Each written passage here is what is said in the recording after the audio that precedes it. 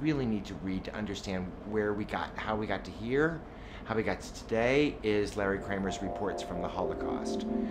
It is not a work of fiction, it's a series of essays that explain the rise of the AIDS epidemic and how that turned into activism, which turned into a movement forward.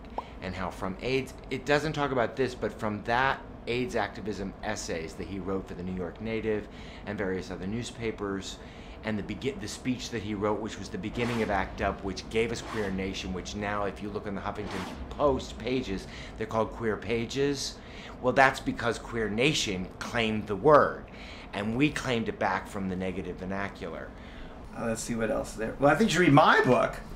You know, my one novel is called Horrors of Lost Atlantis, and it was, I was originally going to write a memoir about how I got into drag and how my luck changed when I found my group of friends who became my theater company, and this miracle that happened to us, which was that, you know, we were just basically unemployable and put on our own show, this play of mine called Vampire, Lesbians, and Sodom. It became a big hit. So it was going to be a memoir, and then I got a little nervous writing all the sex scenes.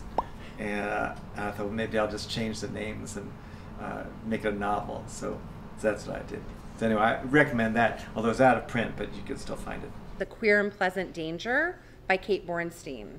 And Kate Bornstein is this amazing, amazing trans woman, lesbian, who is just full of life-saving techniques. So you should check out all of her books.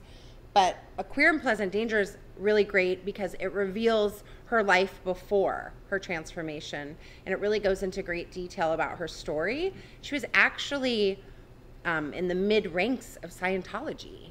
So not only does she generously give you her story, but you also kind of get an inside sneak peek at this thing that's been hidden for so long. Well, I believe you should start with the books like Black Like Me, and then go to the feminine Mystique, and then go to a book called Sappho. Again, I mentioned Sappho. Sappho was a right-on woman, and the Jonathan Katz gay history book, which is also eye-opening because it deals a lot with cross-dressing, women who passed as men and men who passed as women. That's what he calls it, cross-dressing. And I don't think they had a word for transgender back then.